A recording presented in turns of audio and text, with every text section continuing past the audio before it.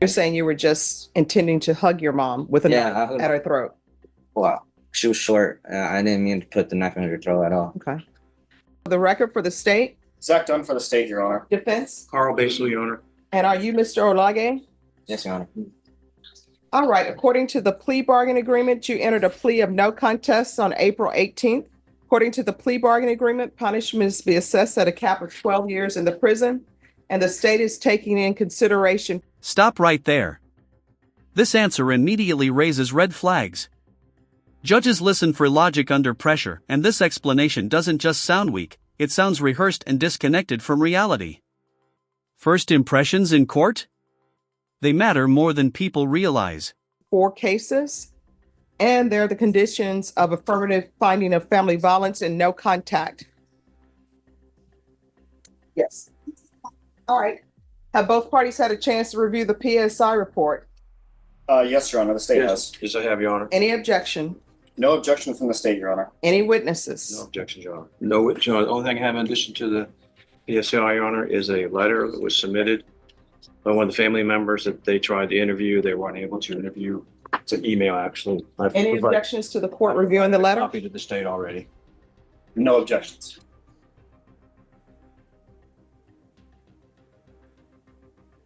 All right, the court has reviewed the letter from Valerie Medina.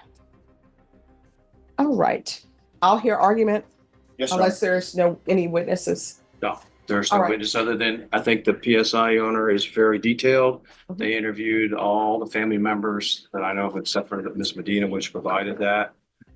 They're all in favor of Jonathan having community supervision.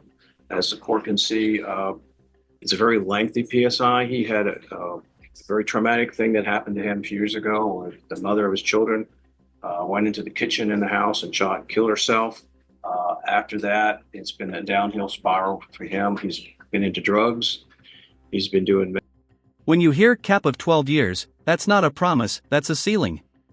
The judge can go anywhere up to that number. This is where defendants often confuse hope with certainty. The risk is baked in the moment the plea is entered. Meth and drinking, and it's been downhill that led up to this. Before that, he actively was employed. He worked at UPS for many years, was active in working and taking care of everything, raising the family.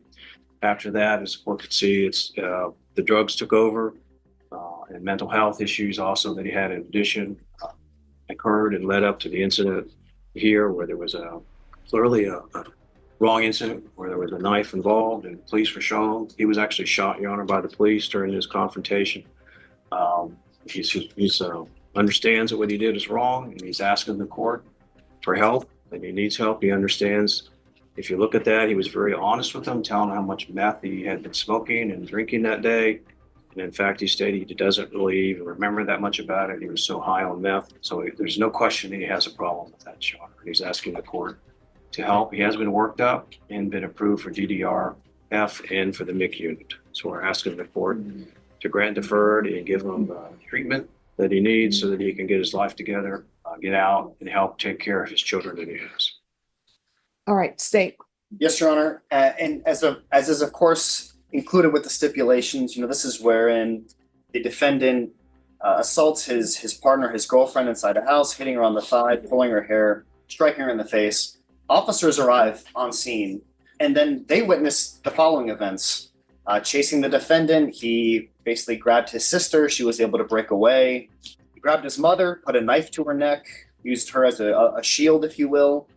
And then he raised his knife as if. This is classic mitigation. The defense isn't denying the violence, they're explaining the why. Trauma, drugs, mental health, a downward spiral. The goal here is simple: convince the court this is a treatment case, not a prison case. The stabber, and that is when officers went ahead and discharged their firearm. There were multiple officers on scene. This is happening in real time while they're chasing him through the alley. The state absolutely understands the trauma wherein his partner, the mother of his daughter, shot herself, and he's going in the room and experiencing that trauma, and the state understands that. But in the PSI, it's multiple mentions of this being nothing but a misunderstanding and a lack of accountability. So the state would respectfully request, incarceration, and we believe this person is a danger to the community and a danger to himself and his family. All right, Mr. Orle, is there anything you wish to say? Yes, Your Honor. You want to raise your right hand for me, please? Do you solemnly swear or affirm the testimony you give will be the truth and nothing but the truth, so help you God? Yes, Your Honor. All right, you can lower your hand, state your name for the record. Jonathan Daniel Orle. All right, what would you wish to say? I would like to say, Your Honor, that it was, if you give me a chance to be a law-abiding citizen, I could do the deferred probation. That day, I wasn't trying to hurt my family at all. I was just trying to run away from the law.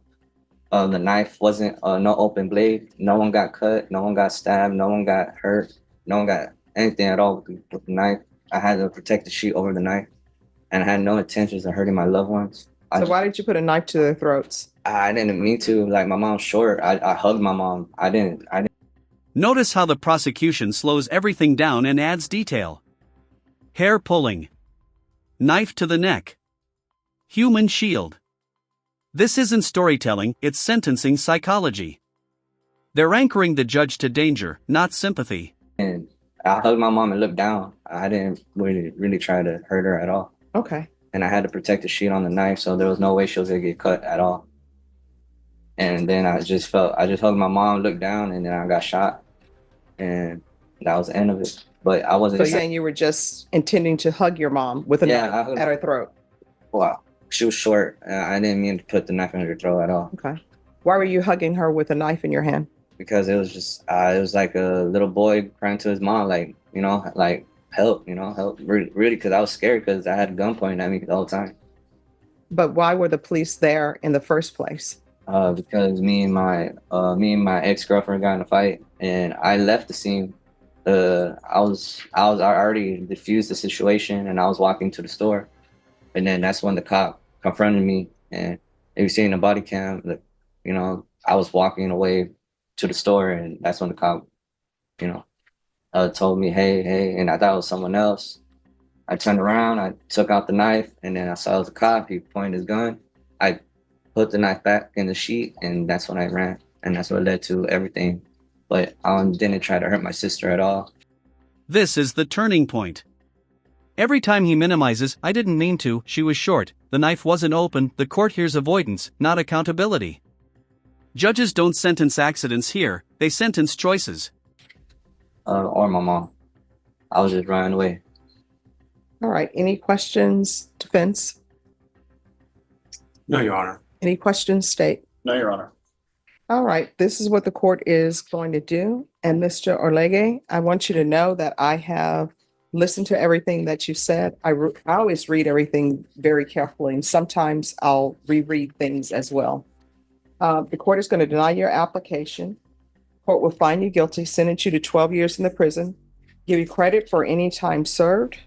There's an affirmative finding of deadly weapon. There's an affirmative finding of family violence. There's to be no contact with Ashley Prieto, Valerie Medina, Andrea Orle. The court will take in consideration 2023 CR 6014, 2023 CR 6016, 2023 CR 6017, and 2023 CR 6018. Did you review the document entitled Trial Court Certification of Defendant's Rights to Appeal with your attorney? Did you understand it, and did you sign it?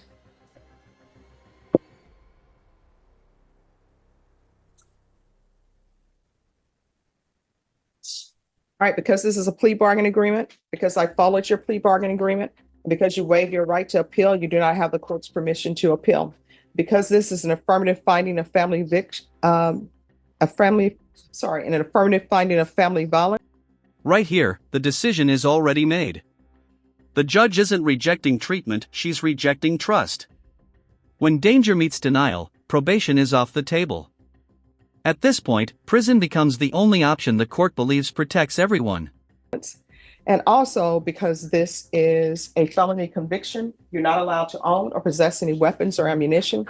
If you have a question of what a weapon or ammunition is, you'll need to speak to an attorney. Do you understand?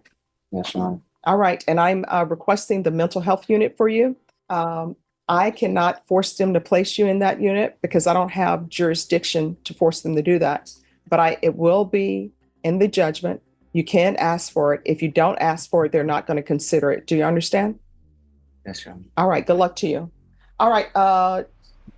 The persons with the CPS caseworker, your CPS caseworker has in. Excuse me. Yes, thank you. And I believe that is 12 years. Deadly weapon. Family violence. No appeal. This sentence isn't about one moment, it's about a pattern the court couldn't ignore. So here's the real question, was this a tragedy that needed help, or a risk the judge couldn't take twice? Let me know what you think.